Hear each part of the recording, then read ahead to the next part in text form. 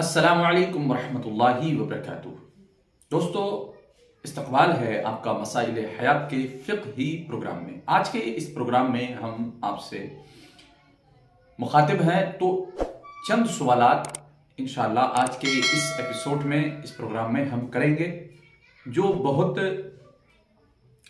दिनों पहले हमसे पूछे गए थे। मैंने बताया था पिछली वीडियो में कि बहुत दिनों पहले ये सवालात पूछे गए हैं और उन्हीं का जवाब इंशाअल्लाह हम देने की कोशिश कर रहे हैं। तो यके बाद दीगरे जैसे हमारे भाइयों ने सवाल किए हैं, उनके जवाबात जो हैं वो आपके रूबरू रखते हैं। और आपका भी अगर कोई सवाल है तो आप कमेंट के ज़रिए या डिस्क्रिप्शन में नंबर मौजूद हैं, उन नंबरात पर आप व्हाट्सएप कर सकते हैं। अपने सवाल, अपना नाम, अपने शहर का नाम लिख करके सेंड कर सकते हैं हमको। तो आइए चलते हैं उन सवालों की तरफ। पहले मैं आपको सवाल बता देता हूं। सवाल ये है, क्या कब्र पर मिट्टी डालने के बाद हाथ झाड़ सकते हैं या नहीं झाड़ सकते हैं? दूसरा सवाल यह है कि वलीमे की मुद्दत क्या है?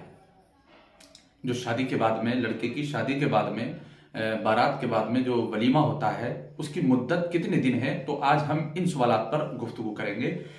आप आखिर तक साथ दें और इनको सुने।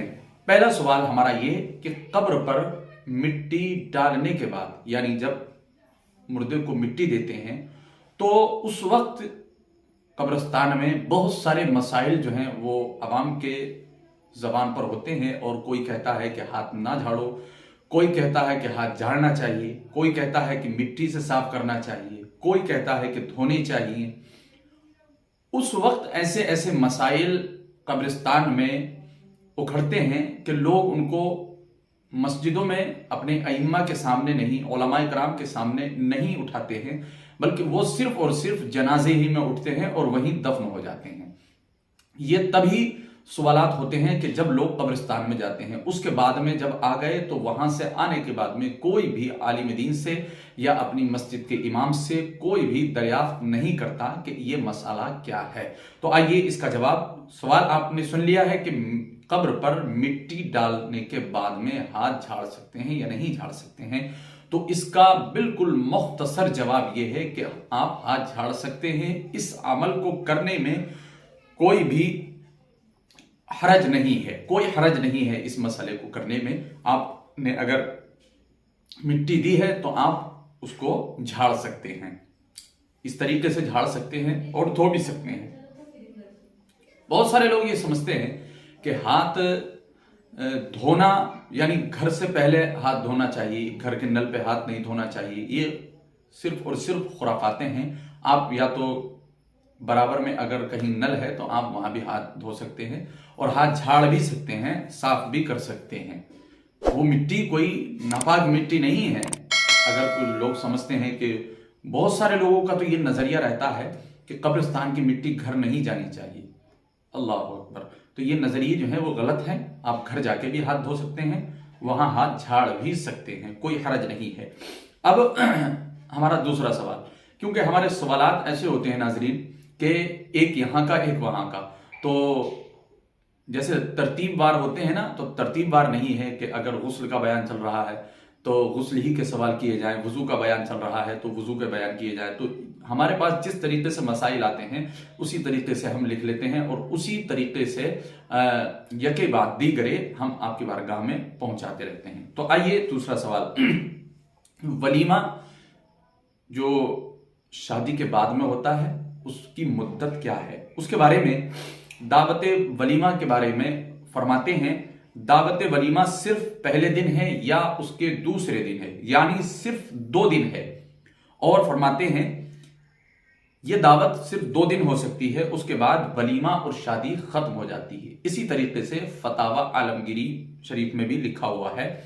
और चूंकि हिंदुस्तान में शादियों का सिलसिला जो है वो कई दिन तक मुसलसल रहता है। अगर हाँ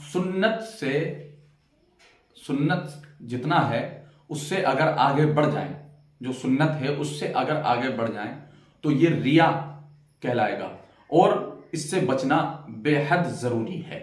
तो आपने ये सुना है कि बहुत सारे लोगों का तो ऐसा मसला रहता है कि शादी के फौरन, जैसे आज लड़के की बारात गई اور دوسرے دن کو ولیمہ کر لیتے ہیں، یہ طریقہ اچھا ہے۔ اور دوسرے دن یعنی آج بارات گئی تو کل کا گیپ کیا اور دوسرے دن یعنی پرسوں میں اگر ولیمہ کر رہے ہیں یہ بھی درست ہے، لیکن اس سے آگے جانے کا مطلب یہ ہے کہ اب ولیمے کی دعوت ختم ہوئی، شادی ختم ہوئی تو اب چے مانا دارت، تو اس سے آگے بڑھنا جو ہے سنت، اور خاص کر کے سنت رسول صلی اللہ تعالی علیہ وسلم ہی اپنانے کے لیے تو ولیمہ کیا جاتا ہے۔ اور چونکہ اگر سنت کے خلاف اگر جاتے ہیں تو پھر سنت ہی کہاں ادا ہوتی ہے، پھر وہ تمام کا تمام دھرے کا دھرا رہ جاتا ہے، اور اس میں ریا ظاہر ہو جاتی ہے اور ریا ظاہر کرنے کا اصل مقصد اس کا نہیں ہوتا ہے۔ خاص کر کے